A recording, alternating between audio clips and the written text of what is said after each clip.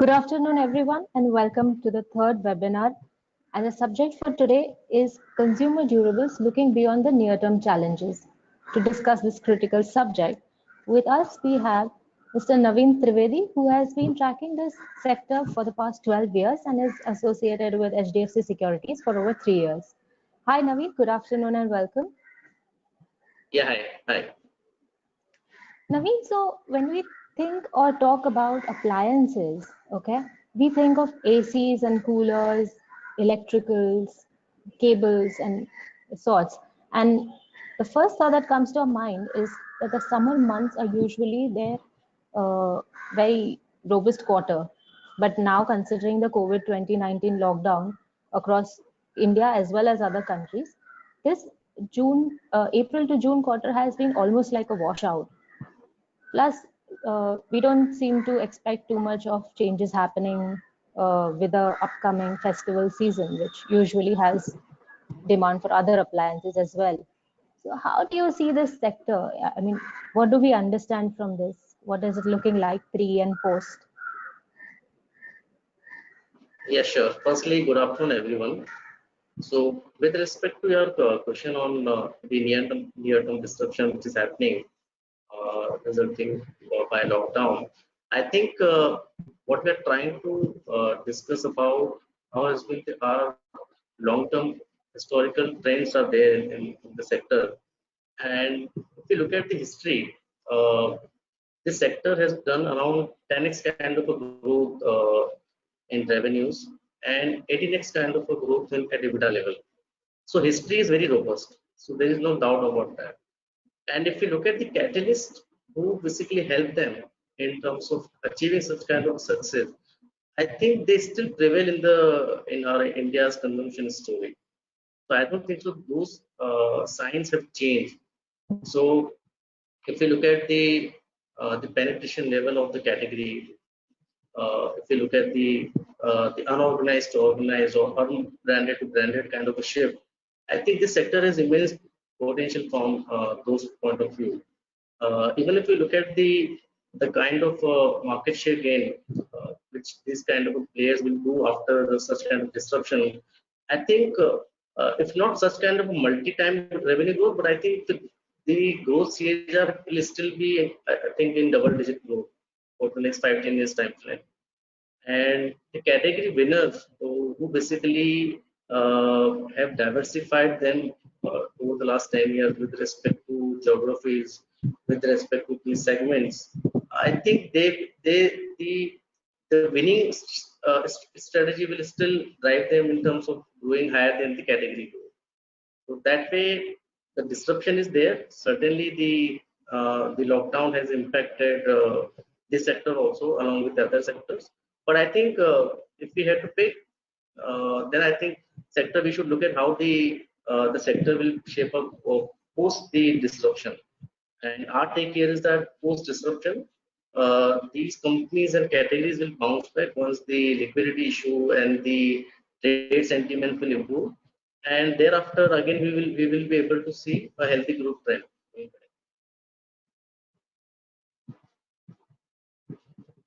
Okay, Naveen. So, when you say that the shift is happening from unorganized to the organized, we have seen that the unorganized as of now is a larger portion. It occupies anywhere between 50 to 70% market share across different segments. Do you really think this entire shift is happening? Because as we have seen the trend in the last 4 months of lockdown, a lot of shopping has started happening online, and people are going less to, obviously shops were closed, but people have started preferring online shopping for a lot of appliances as well. And you come across so many unbranded products with star ratings which are higher. Probably people are also picking a lot of unbranded stuff. So what is the stickiness towards the bigger organized names that I would ask? So yeah, your consumer changes from the pattern which we have seen over the last few months. Certainly, last couple of years, the modern trade as well as the what we say the futuristic channel, the e-commerce side and the modern trade, those are the channels where the consumers have shifted, particularly for the large home appliances.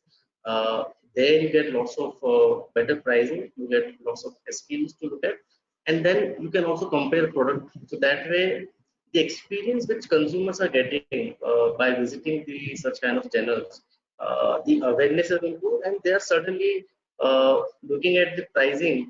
They are more sure about the price discovery model which the e-commerce side and the trade side has happened. They are pretty confident about what price that which they are buying. No one is cheating them. So that fear is not there in their mind, and that is driving these both the channels significantly. Particularly last 3 4 months when the lockdown has impacted the entire uh, distribution channel, e-commerce channel has not only has done well for appliances, but also other consumer categories also have been benefited because of the shift. So I think this kind of a trend will continue, and players who are, I think, more branded player, I think they will be more winners of this kind of change, because when consumer will compare products, they are now very sure about if they are paying 10% premium, then the quality comparisons are there on websites, and the kind of after sales services which that they can achieve. I think this kind of trend we expect that will continue, and a branded and bigger player who can leverage this kind of trend, I think they will enjoy more market share.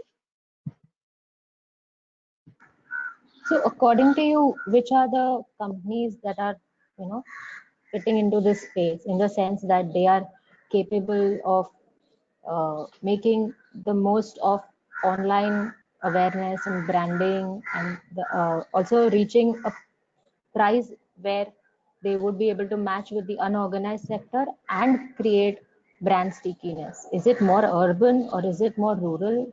Which are the segments, and how do you think it is spread out? Who is likely to benefit more out of Sure. this? So, like you asked about urban and rural, I would say rural exposure or the potential to achieve uh, revenues from the rural side is immense, because if you look at the revenue shares from those channels are negligible as of now. So I think Hmm. all companies, including Havells, TTK, Compton, even the AC players like Voltas, they all are trying to enter deeper and deeper to tier 2, tier 3 cities kind of level, and also they're trying to reach out to smaller towns also. So the idea here is that the rural electrification basically has supported these categories well, and so that way rural is, I would say, it's completely empty. If you look at the FMCG growth over the last 10 15 years, rural pie has significantly has supported them well.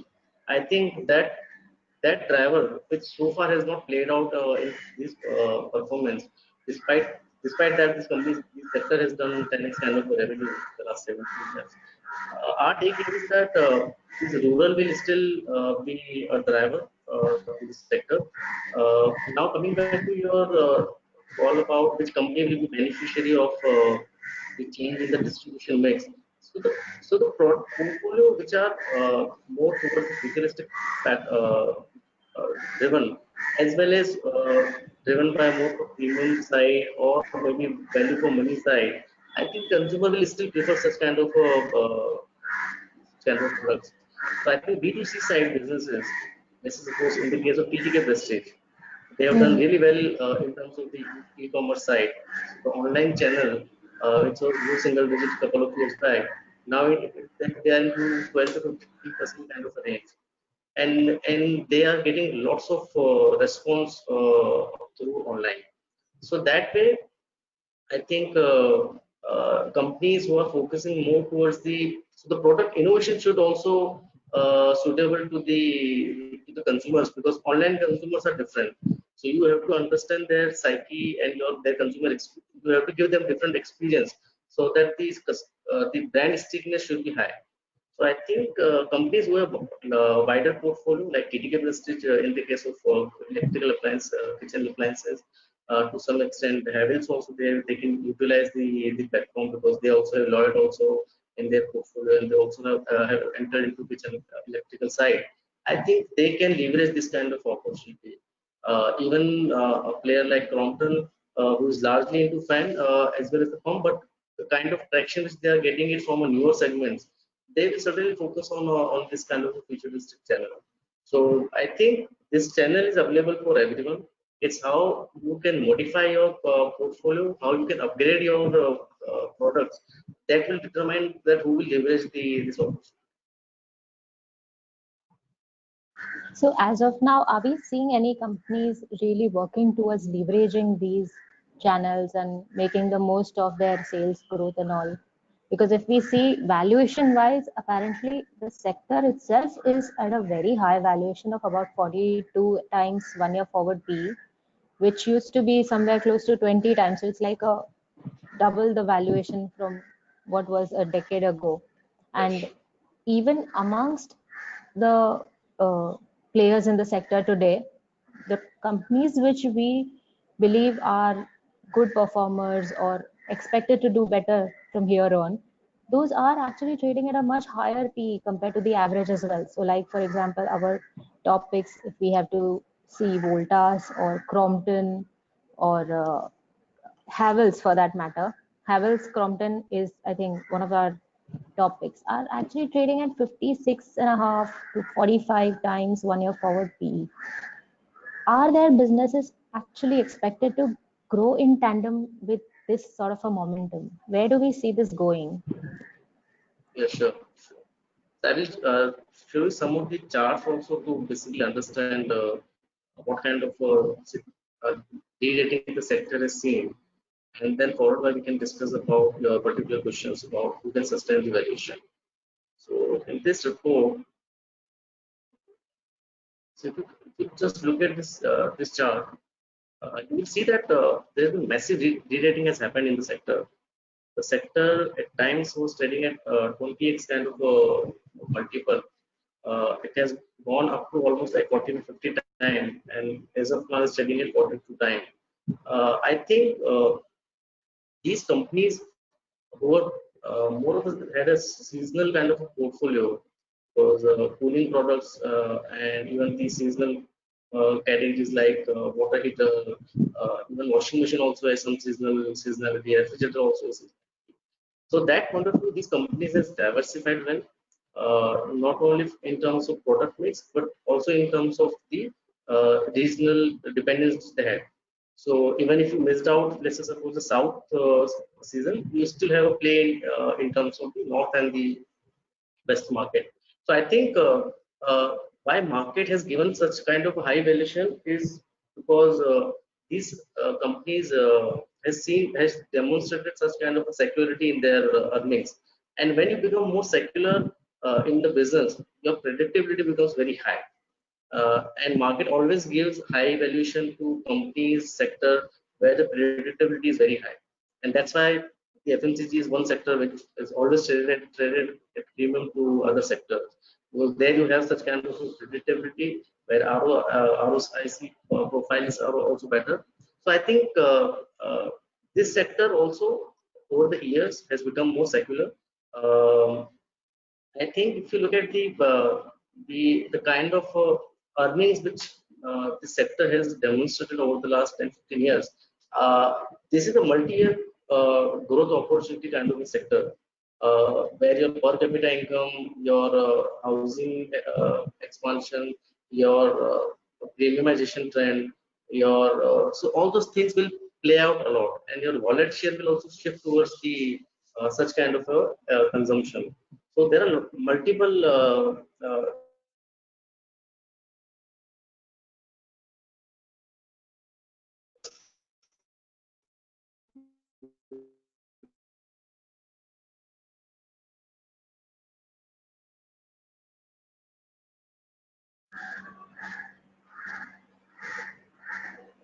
Naveen, we are unable to hear you.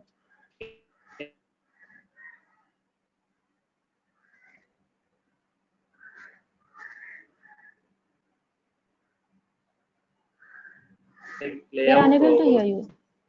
Hello, am I audible? Yeah, yeah. Yes, now.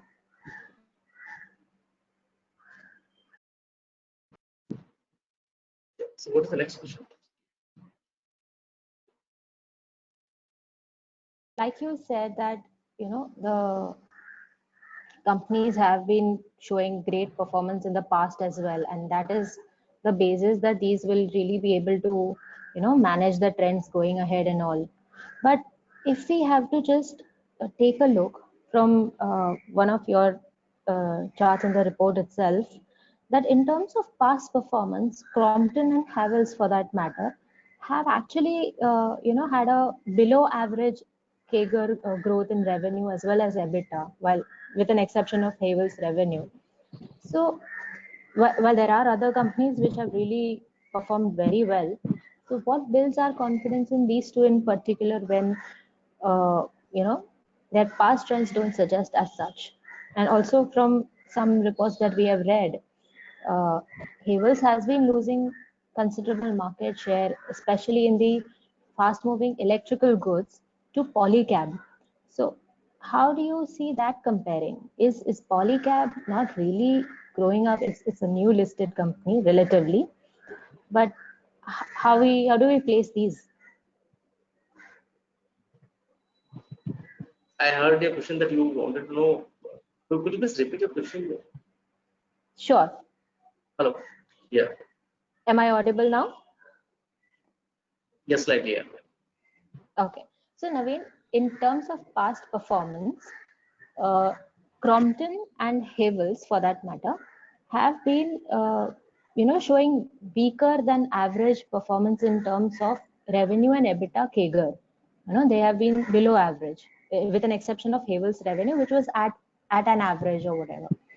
And in some other reports, we have read that Havels has lost its some chunk of its market share, especially in electrical goods, to Polycab. So, how do we compare Havels and Polycab, as well as what builds our confidence in these two stocks that, despite their below average performance in the past 3 and 5 year trends that we have noticed, Sure. it will do better now onwards? What in the game changer?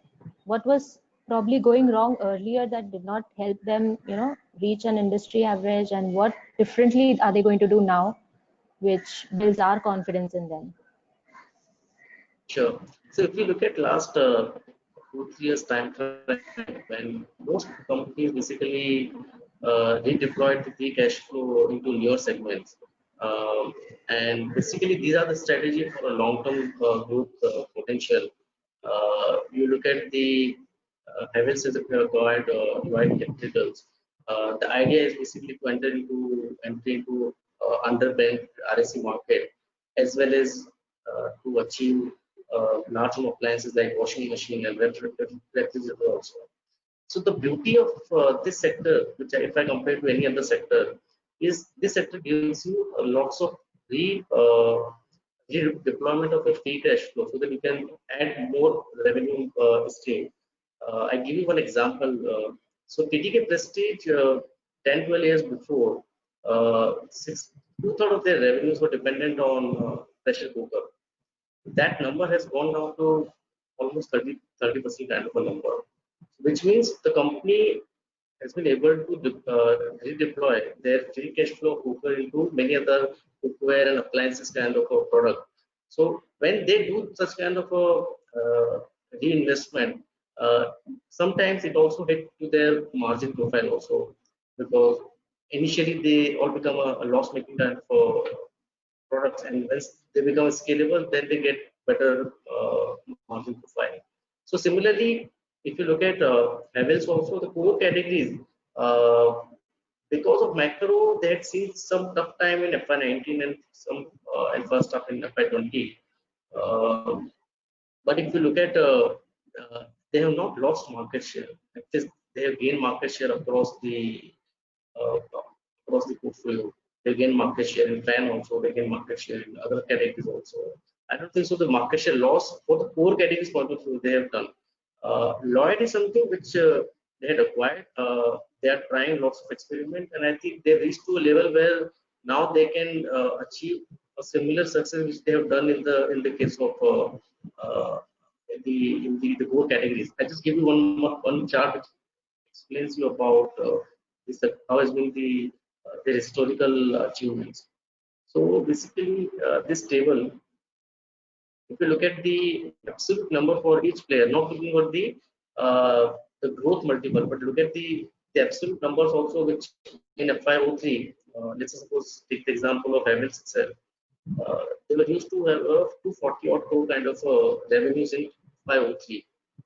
That has become close to 10,000 crore in FY20. So, so the revenue CAGR was 40x for the company, which means they have not only gained market share, they also become a category for many, and they become also a market leader in the category that they enter also. And even if you look at the absolute number also, the aggregate level number for the sector, it was close to 5,000 odd crores in FY03.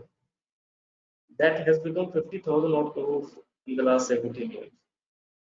And if you look at the EBITDA multiplier, it was even at an aggregate level number also, it was at below 300 crore kind of a EBITDA. That itself has become almost 4,500 crore, 4,700 crore kind of EBITDA. Havells itself makes 1,000 crore kind of EBITDA out of this number. So understand that kind of operating leverage which has come up for these companies. So couple of years it happens when you become a sizable company, it impacts to your growth trajectory which you had, because they were smaller also during that time. So we as an investor, as an analyst, we should think that which all management has demonstrated such kind of a muscle power in terms of gaining market share, and who all are the companies and managements who basically come out well after the challenging time. So we've seen some of the players in the universe have demonstrated well post demonetization also, post GST also. So despite this, such kind of disruption, the growth trajectory which they have achieved was much better in the category growth. So that means the market share gain was certainly helpful. Somewhere the economy was also not very supportive to the category, and that way category growth has moderated over the last 1.5 years. But I think player wise, I think they have not been underperformed. So, do you believe that while the last maybe 3 or 5 years had some trouble, they were trying to improve their business mix, they had acquired Lloyds, and now onwards they are likely to, come back to their robust growth times. But then, is this all not priced in with a 56.6 kind of a PE 1 year forward, while we see something like Polycab, who's also been doing good, and the PE is somewhere least at what 21 times, and even in the profit pie chart where Polycab has, say, for example, 17% of the profit share of the market, its market cap share is just about 7%. So does that kind of indicate that probably whatever positives that Havells has been building, no doubt it's a great company and it is going to grow robust, but the positives probably would have, we already priced in, and somewhere we are, not looking at another company which could have, grown better. Yeah, certainly. So if you look at historically also, it was not that Havells will also get always used to get a high multiple. It's only like in the 5-7 years when they outperformed significantly the market, and when management also demonstrated not only on the top line growth but also the EBITDA growth. And if you look at the ROIC profile also, excluding the Lloyd impact, I think they also expanded well on that front.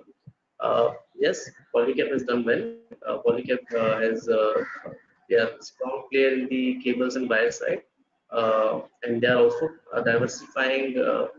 So they are also like similarly to other companies, they are also reinvesting the free cash flow into other consumer segments. So that way also they have so far they've been very successful in that part also. So Havells has done that journey, which like other players are also doing. So once they will cross that hurdle, I think they will also get a higher multiple. Okay. So then we can expect Polycab also to perform as nicely as Havells has, and is of course going likely to. In all of these, while we don't cover, so don't want to get too much into detail, but do you think there is any place for a stock called La Opala? Because that has been one of the names which is very famous in at least kitchenware and things like that. That company also has been doing pretty decent. So, how do you see that placed in the whole gamut? So yeah, I don't have coverage on the stock, but I can give you one our take on this space here is that the kitchen electrical side as well as the kitchenware side, I think people are ready to invest more. People are ready to so premiumization which we have seen moving to some extent the large home appliances side. I think, and then it is also moving towards the kitchen side also. So the cooker side we have seen such kind of upgradation. Cookware side we have seen similar kind of upgradation. So this space is very interesting. It all Hmm. depends on how much people can leverage. I think that this space because KTK is one which you cover and we know how much they have diversified Hmm. their portfolio, and that way the success we have seen in that company, even this table which is there, you can see that the kind of growth multiplier which has been there historically. So I think the space is very interesting. It all depends on the how basically slightly into cleaning side, how they can because India is still in many categories that is willing to take into mass premium kind of a product. So we need to Hmm. see that how much they can they can enter into a different range and they can achieve more success. Okay, that is very insightful. In the interest of time, I'll ask you one last question, Naveen. What, according to you, is going to build wealth for investors in this sector? Which are the stocks which we should here on consider buying, and probably that should be the game changer for our investments? Yes, sure, sure. So I think I, as an analyst, always look at a couple of things. One, what are the potential of the category? Because even if your management is there, or let's say suppose you have market leadership, but if the category is not supporting, then Hmm. which means it is not playing out well with the India's rising consumption story.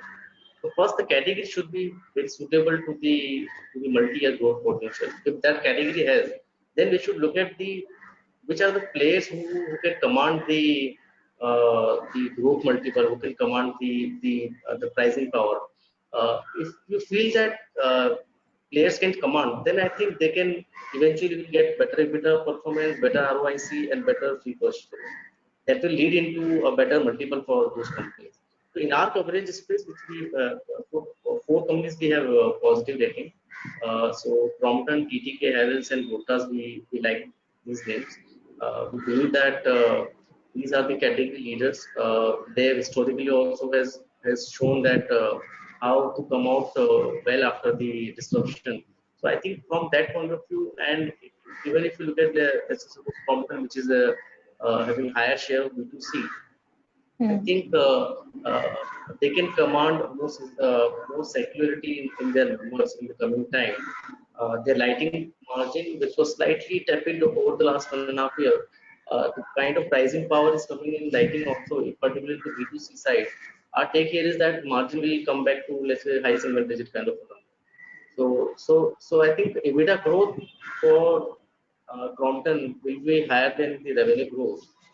It all Hmm. depends on how the current disruption will I think extend. But I think the worst in terms of numbers, I think will be behind after the first quarter. We have seen that the sequential improvement between May, June, and July.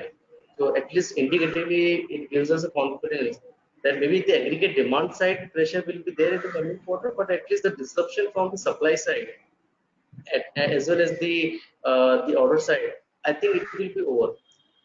It all depends on how the companies will be able to leverage their portfolio as well as how much they can reach out to the consumer. But I think the worst numbers and worst time I think will be behind, and that way B2C exposure, higher exposure will basically will give us a more stable earnings performance.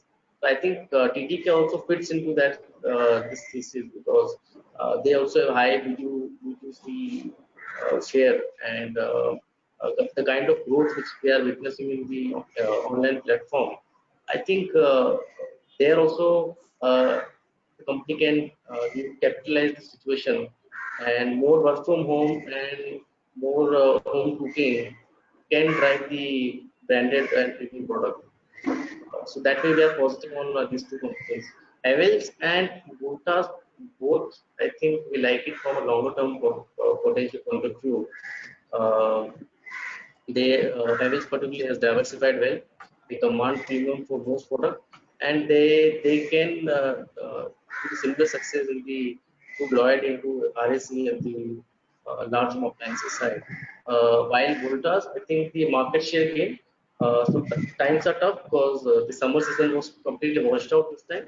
But I think after this 1 or 2 quarters debit growth, debit performance, I think eventually there is a chance when there can be consolidation in the RSC market, and stronger companies are becoming more and more stronger. So I think these are the four companies which we like for industry. Great, that is quite an insight. Lastly, would you have any view on Whirlpool? So Whirlpool we don't in the listed space where you want to play with the ref and washing machine side, which is a uh, which also fits into India's growth consumption story. I think Whirlpool over the last 3 4 years they have really gained lots of market share. The management has also become a bit more aggressive in terms of new launches and distribution expansion into tier 2, tier 3 side. So I think they have demonstrated that stable brand with more diversified product range. Once they get a good traction, they can command I think pricing premium also. So I think Whirlpool I think have done really well. We don't have rating on the stock, but as a business, they will. Great, Naveen. Thank you very much. I'm sure all of us have now understood the top 4 stocks that are likely to build wealth over the long term now. Thanks. This was great chatting with you. Have a nice Yeah, evening. welcome. Welcome back. Thank you. Bye bye. Okay.